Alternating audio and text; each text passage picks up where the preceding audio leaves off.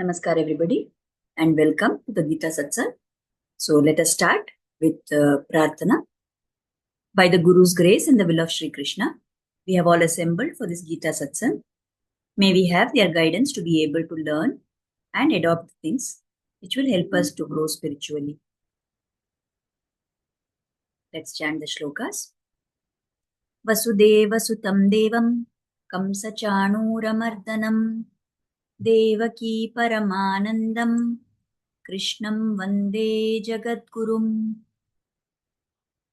कृष्णाय वासुदेवाय हरये परमात्मने प्रणतः क्लेशनाशाय गोविन्दाय नमो नमः। नमोऽस्तु ते व्यासविशालबुद्धे पुल्लारविन्दायतपत्रनेत्र येन त्वया भारततैलपूर्णः प्रज्वालितो ज्ञानमयप्रदीपः। रामानुजदयापात्रं ज्ञानवैराग्यभूषणं श्रीमद्वेङ्कटनाथार्यं वन्दे वेदान्तदेशिकम्।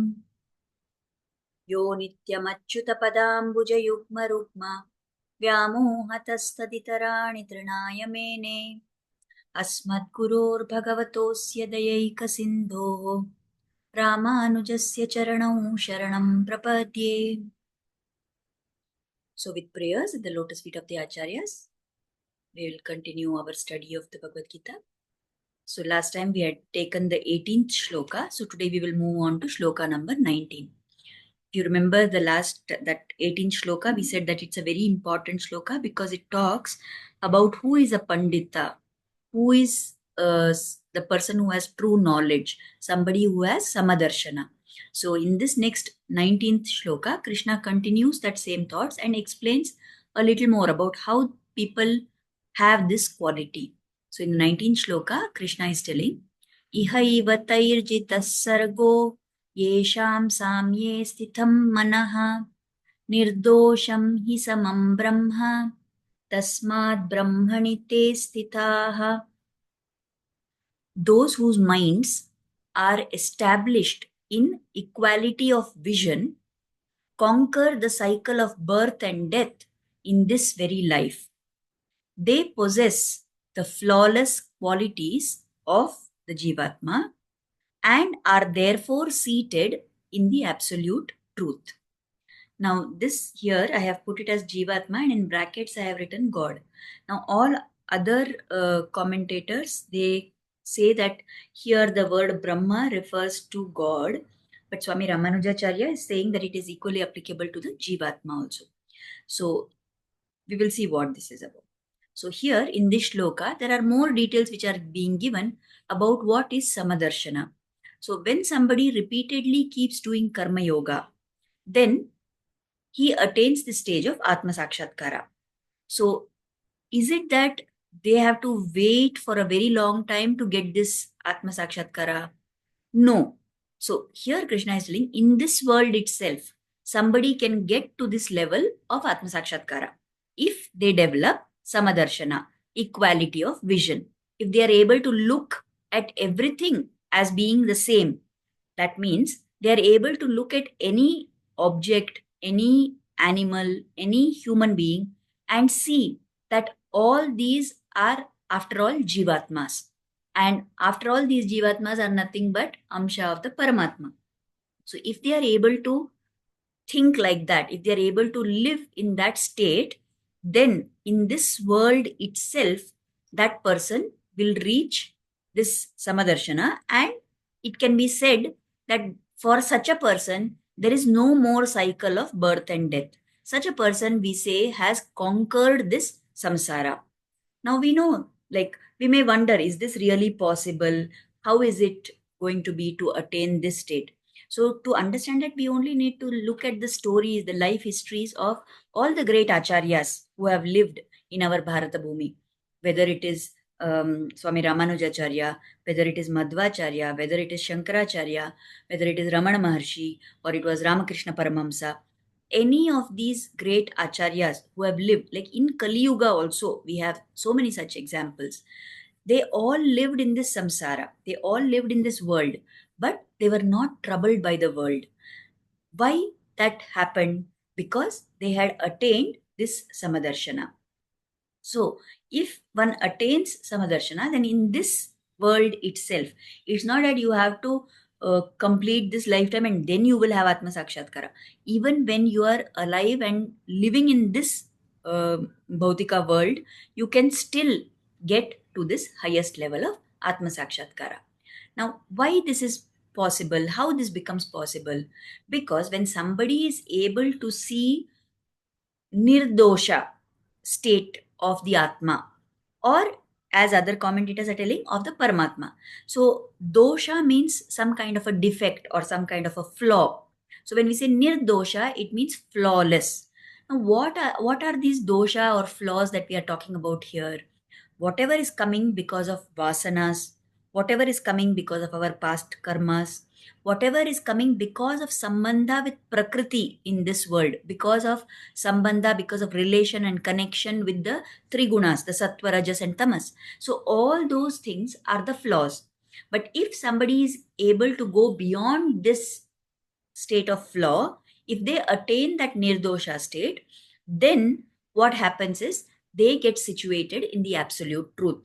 They, here we can say that this word Brahman, all other commentators are saying that it refers to God. So if you look at this shloka now, so what do we understand? The people whose minds are established in equality of vision, that means somebody who has got samadarshana, they conquer the cycle of samsara in this life itself. So they will have all these flawless qualities of Lord, and therefore they are in that absolute truth state. We know that the nature of the Lord, the Paramatma, is Satchitananda, right? So Sat is the absolute truth. So that is the nature of the Lord. So whether you say that this word Brahma in this shloka refers to God, because a jivatma in its original state is also the same nature as God, that jivatma also has the same swarupa of Satchitananda. So you can say that people who get Samadarshana, they have these flawless quality, they have this nirdosha quality, and that can be said to be for jivatma also, and those qualities, that flawlessness is there for the Paramatma also. And once somebody gets to this stage, they are always located in Sat. They are always located in the absolute truth. They are located as if they are always only the Jivatma state. So, this is what Krishna is telling here. So, how does somebody get to this stage? By repeatedly performing Karma Yoga. That is what is the import here. Now, Krishna goes further and he will explain that what are the characteristics of such a person? What is it? Why is it that they are in this absolute truth all the time? What else do they get? Right? They get another quality that he is going to explain here. So, in the 20th shloka, Krishna says, Na prahrishyet priyam prapya, nodvijet prapya cha apriyam, sthira buddhir asammudho, brahmavid brahmani stitaha. So, established in God, again, here we can say established in the Jivatma Swarupa, having a firm understanding of divine knowledge and not hampered by delusion. Such people neither rejoice when they get something pleasant, nor they grieve on experiencing the unpleasant. So, in the previous shloka, we said that people are getting established in the Jivatma, or they are getting established in the Paramatma. So, when they get established in that state, when their body, mind, buddhi, everything is at that level where they are able to have samadarshana, and because of that they realize the absolute nature of the Lord or of the Jivatma, that understanding of this divine knowledge, that means that jnana has become sampurna. And how do we know that? Because they are not hampered by delusion. Delusion means any kind of a wrong thought or a wrong understanding. Something is one particular swarupa, but you are not understanding it in its true form. You are understanding as something else. You may have heard many times people talk of the delusion of the rope appearing as the snake. So, what is that? Just because it has a form like the a snake, many times if in the dark you go somewhere and you see a rope, you will assume that it is a snake. You will maybe get scared of that. So that seeing something which is not there, that is a delusion. So people who have got to this samadarshana state, they will overcome this delusion. So that avidya, that ignorance, that delusion is not there for such people, and they have a total establishment in the true nature of the Jivatma and the Lord. And because of that, they are the people, they are not looking for some joy which is going to come from this world and its enjoyments. So, whether something good comes to them or something bad comes to them, they don't get affected by that at all. Now, normally we see that people in the ordinary circumstances, people like you and me, what happens to us if there is any unpleasant thing that happens to us, right? We feel very upset, we get irritated, we get angry, we feel sad, we feel anxious, we feel all the negative emotions. And if something good comes our way, then we are very exultant, we are very happy, we reach the very pinnacle of joy. But after some time, invariably what happens, that joy wears off, and we start hankering and looking out for more sources of pleasure. Correct? Now, why is this happening to us? Because we are just ordinary people. We have vasanas, we have our past karma effects, right? We have more of rajas and tamas gunas. So because of this, what happens, we are full of, you remember we talked about how we are always having raga dvesha, and we have a lot of likes and dislikes. We want this, we don't want that, we want to do everything possible to increase our happiness, we want to do everything possible to reduce our unhappiness. And because of this nature of ours, we bounce between joy and sorrow. We keep going up and down, up and down. This is how our life is like. And that is why, in fact, if somebody is not having the resilience to bounce back from some difficult situations, or they don't have the mental fortitude to, say, okay, I will deal with this, then we are seeing that more and more people around us are having what is called as clinical depression. People slip into this state of unenthusiastic, apathetic, and lack of hope, lack of any thing to look forward to in their life, and they will get dropped into depression. That happens to most ordinary people. But if there is somebody who is focusing on only doing karma yoga, and that person reaches this stage where he has complete understanding of the atma, then because that knowledge, that jnana has blossomed fully in such people, so what happens to them, they are able to see everything as just being some temporary thing in this world. Because I'm living in this world, because I'm having a human life and I'm doing certain things, certain effects will be produced. So they don't have any like and dislike attached to anything. So they don't fluctuate between joy and sorrow. Whatever happens, they are able to stay unaffected by it. So if there is some pleasant experience that comes their way, they don't rejoice and feel overly happy about it. They are at that same mental state. If there is some unpleasant thing that happens, they don't hit the very depth of depression, they don't grieve for things which are going wrong. They are able to see everything as being because of the vasana, because of this world, because we are living in this samsara, all these things are bound to happen. So such people, they are situated in that divine knowledge. So they don't have any delusion, right? They don't have any wrong ideas. They are able to see everything for what it is. And that is because, how have they got to this stage? Because they've been doing karma yoga repeatedly. And when they've been doing karma yoga repeatedly, what has been their approach? They are only focused on pleasing the Lord. If I live in this world in such a way that I want to maximize my joys and minimize my sorrows, so my whole focus is on whom? It is on me. Me, myself. Maybe I will have little bigger circle and say, okay, my husband, my child, my wife, my children, my parents, this family, like that. But beyond that, we don't have anything. We are still caught up in something which is temporary only, isn't it? So we are only focused on our likes and dislikes. So because of that, we are in this deluded state. But if we do karma yoga, keeping our focus on the Lord, then what happens to us? We want to do everything which is going to be pleasant for the Lord. We are going to do everything with the desire that it should give pleasure to the Lord. So if my focus is on making the Lord happy, then there is no room for any thought that this is priyam for me, this is apriyam for me. So I don't figure in that at all. I'm not doing anything for my own likes and dislikes. I am doing all my actions in order to give pleasure to the Lord. So that is how, by cultivating this attitude, by repeatedly reminding yourself that you are nothing here, you are here for the Lord's joy, you are going to do actions to give him pleasure, you are going to do what he has told in the Shastras, you are just an instrument in his hands and he is getting it done through you, right? And whatever you do, you don't want any inferior pleasures of this world, you only want the superior goal of reaching the Lord's feet in Sri Vaikunta. So when we do sadhana like this, when we do all actions in our world like this, with this bhava, that is what we say is karma yoga. So such people who do karma yoga like this, they get samadarshana. They have complete jnana. They don't have any thing to delude them. They don't get deluded. And their focus is entirely on giving joy to the Lord.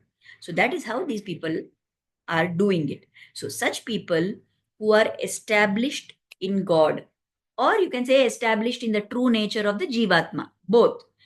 These people have a firm understanding of the divine knowledge, and they are not hampered by any moha, any delusion they don't have.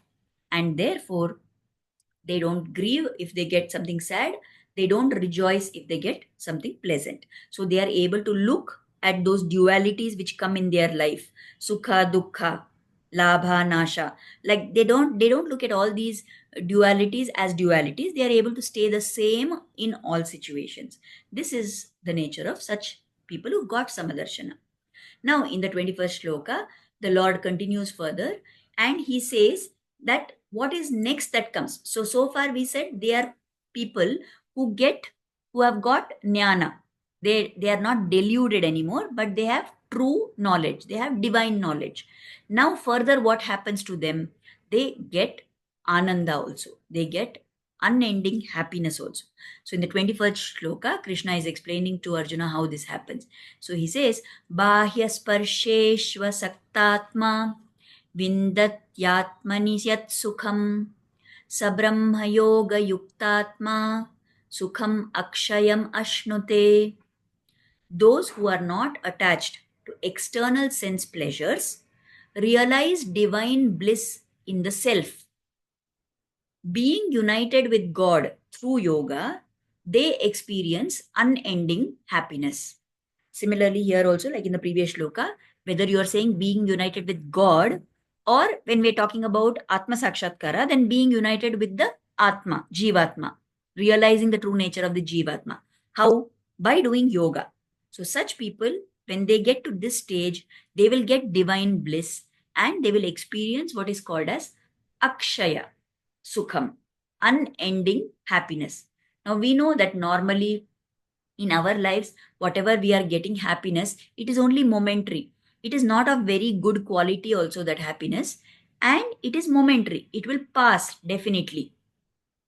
And that is the difference between what we are experiencing and what the karma yogis experience. So here Krishna is advising Arjuna that if you give up priya and apriya, give up your likes and your dislikes, that is the key to getting Atma Sakshatkara. Now we may think that if we give up all this, then how are we going to live? We all need some goal towards which we want to work.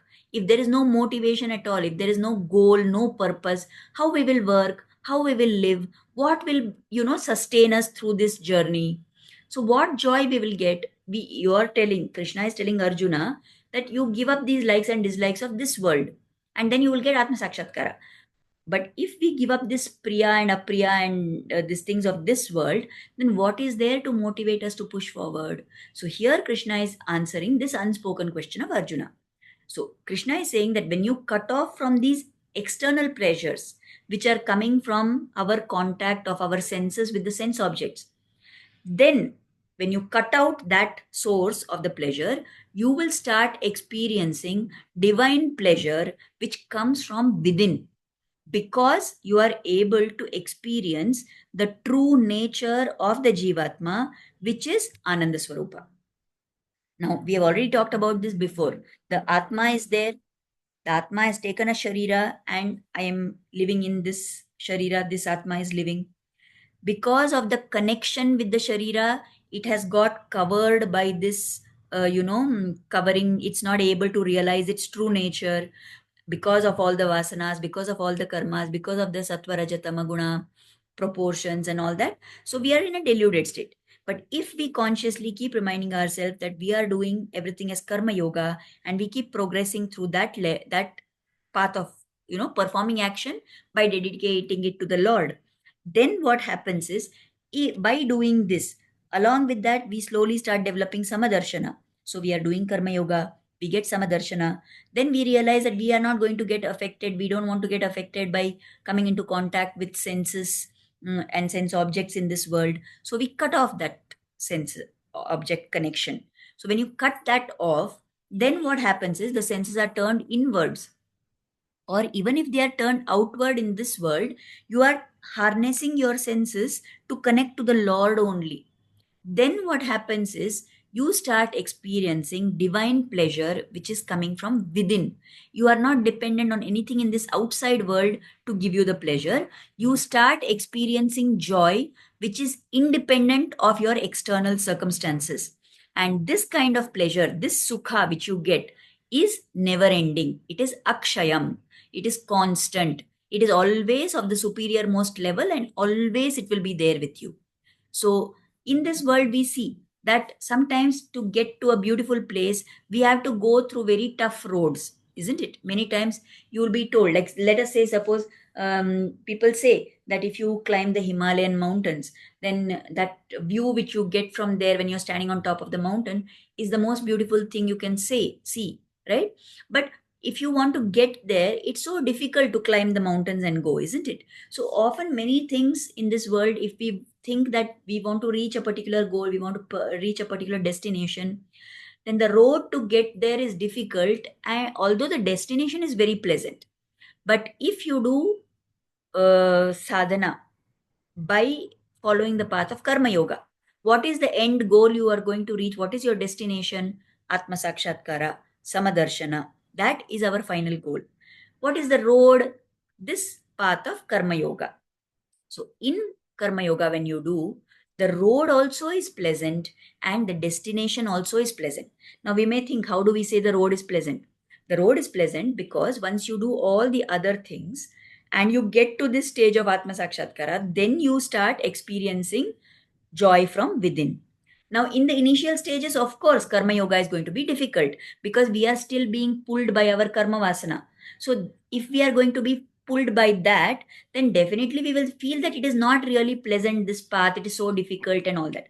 But if we stick and persistently we keep doing it, if we keep on constantly making efforts to go in this direction, then slowly, as the effect of our karma vasanas go away, as our papas get destroyed, as we start finding more and more joy in thinking of the Lord, then at that point of time, what is going to happen is, we will find that the journey itself is giving us joy. This joy is coming from inside us. Whatever happens in our outside world, we will not be bothered by that. And because of that, we will be able to feel and experience the joy which comes from within ourselves. So, in that sense, the road, the journey, as well as the destination are both pleasant in case of Karma Yoga. Now, in this world, whatever we are seeing as the source of pleasure, all of them only give us temporary joy. And if you actually look at them, ultimately, they will lead us to destruction only, or they will lead to a state where that same thing which gave us joy today will bring displeasure to us tomorrow, isn't it? We've seen this so many times. We think that, okay, if we study well and we get a good job, we are going to be happy. When you get a job and you find that, okay, initially for maybe few months, you will be very happy. Then you will find that, oh, there is pressure all the time. Or you will find that there's a lot of politics in my office. Or you will find that despite doing the hard work, I'm not getting the returns that I thought I deserve.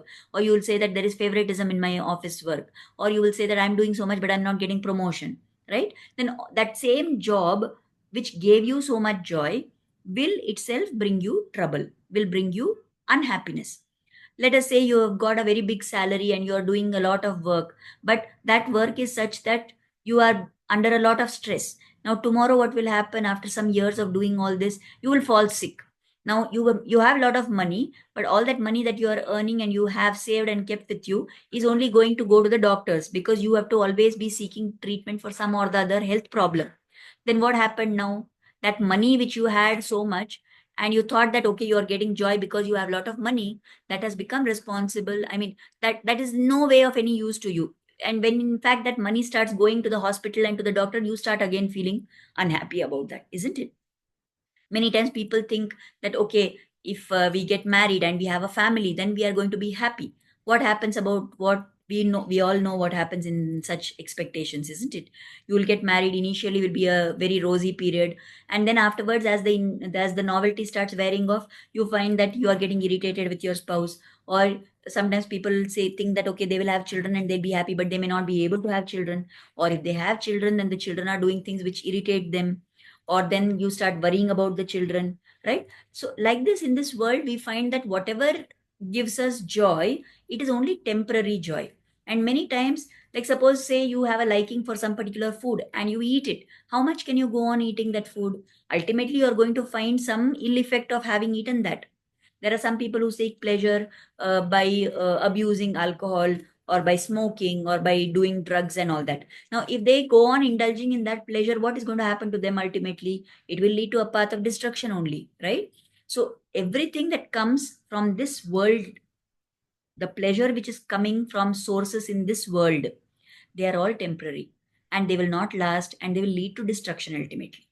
But if we are going to seek pleasure, the joy which comes from Atma Sakshatkara, from experiencing of the Jivatma, or from experience of the Lord, then that joy is Akshaya. It is unending. So these are some of the things which Krishna is pointing out to Arjuna. So today, whatever we have seen in these shlokas, he's talked about how people who have samadarshana, they conquer the cycle of samsara. They get all those flawless quality, and they're always in the state of sat. Then we talked about how if they have, once they have divine knowledge, they don't have any delusions. So they remain the same, whether there is good things happening or there are bad things happening in their life. Their likes and dislikes are not tied up in that. And because of that, they are always established in the Atma Swarupa. Then we said that those who are not attached to these external world sources for the sense pleasures, they will start experiencing bliss from within themselves by being united with the Lord. And that experience of joy is Akshaya. It is unending happiness that they have. So, there is one thing which the Vyakyatas mention here to like kind of sum up the teaching of these shlokas. Like they give the example, like we have heard of the Alvars, right? They are those Tamil saints who lived during different yugas, and they were deeply steeped in devotion to the Lord. So there are few of the Alvars who many times they get lost in their experience of the Lord, and in that state they take on the bhava of a female. So they will be just like a bride is pining, a lady, Pativrata Stri is pining for her husband, okay? Or there is a bride who's pining for the groom. Like that, these alvars, they take on that feminine bhava, and they will say that the Lord is my lover, and they will be pining for the Lord like that. Now, we need to understand here that this kind of a love, although it has some features which appear to be like love in the worldly sense, but it is very different in quality. Because in a normal romantic relationship in this world, there is love between a man and a woman, but that is based on certain characters which are there today and gone tomorrow. And nobody among those two people, both of them are subject to change. Their behaviors can change, their attitudes can change, and they are not perfect by themselves, right? But the Lord is, after all, He is Purushottama, right? And all the Jivatmas, irrespective of whether they are in a human, in a male body or a female body, all Jivatmas are like the feminine aspect. So there is nothing wrong in this attitude where the Alvars are pining for the Lord as a bride pines for the groom. So there is this incident which is quoted. This Alvar took on this feminine bhava and was, lost in thoughts of the Lord and kept saying that I will only get married to him and like that. So the mother of that girl, now this Alvar has taken on the form, he's like gone into that mental state like a girl. And the mother of that girl and all the friends are trying to convince her that why are you doing like this? We will find a groom for you in this world and get you married there. Why are you behaving like this? So they ask certain questions and they are trying to dissuade this Alvar from thinking about the Lord. So for every question that they ask, the Alvar has a very neat answer. So like they say that who is this Lord? What gunas does he have? Why are you so much mad about him? So Alvar says, what gunas he doesn't have? He has so many great gunas. He is Paratva. That means he is the greatest among everybody. He is having Saulabhya. Although he is so great, he is accessible to all of us. There are so many gunas that the Lord has. What guna doesn't he have? Why will I not love this Lord? He asks. Then they say, he is so far away in Sri Vaikunta. Why are you seeking him? How you will reach him? How can you get to him? So he says, no. The Alvar says in this feminine bhava that no, he is not in Sri Vaikunta. He is here in this place called Tirukurungudi. In this temple, in this place, he is there in the temple. Why you are saying he is far? He is here right next to us. So then they say, oh, he's come here just for your sake. That means he is just he's not very high level, he's not very superior. No, then he's coming just for your sake. So he says, so Alvar says that, see, you imagine he's so great that he is willing to come here for me. That means how great is the love that he has for me also. Like that. Then they say, oh, but this Lord is so dark, isn't it? So then the Alvar says, I like that dark form only. To you, it is looking dark. But in reality, that dark form of the Lord only is full of tejas. How tejasvi his form is. How can you say that it is dark? She asks. Then they ask, what good this Lord has done to you? Why are you so bent upon marrying him only? So the Alvar says here, in that Naika Bhava, she says, he has given me love for him. What bigger thing, what bigger good does he have to do for me? He has given me the mind and the heart so that I feel like turning towards him. He has only given me this love which I have for him. What bigger good do I need? So, in this manner, from this conversation, we can understand how in this world there are certain relations where people who claim that they are madly in love with each other, they will also give similar answers, but you ask them after some time, those answers will not be the same. They will keep finding fault with the same person whom they loved at one point of time. But this divine love, so when the Alvar is speaking in this feminine bhava and pining for the Lord, it is like the way in which the Jivatma is seeking to attain union with the Paramatma.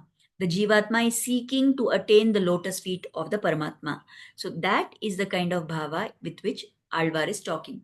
So if, as we practice Jnana Yoga, Karma Yoga, and all these things, if we can get to this state where we feel love for our Atma, for the Jivatma within, we feel love for the Paramatma, for whom we are just an Amsha. When we start reaching that stage, then we are no longer going to be concerned with things in this world. And whatever happens around us, we are going to be happy at all times. We are not going to go to the heights of happiness and drop to the depths of depression and sorrow. We are going to be having a state of mind which is very sthira, which is very stable, which does not get affected by happenings in this world, which is not attached to pleasures in this world, and instead experiencing the bliss which comes from within, which comes because we are able to experience the Lord and the love that He has for us.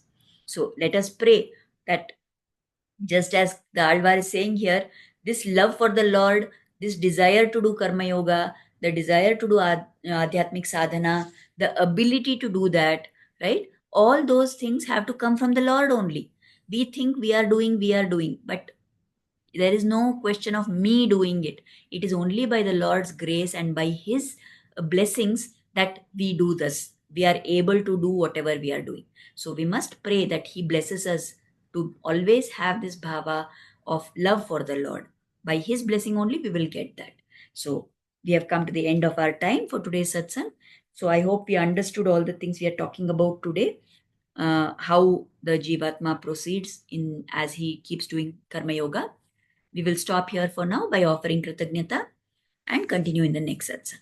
So let us offer gratitude at the lotus feet of Sri Krishna and Guru for inspiring us to start and join this satsang. And let us pray for the blessings and grace of the Lord and Guru to always be on us. Thank you, everybody, for attending.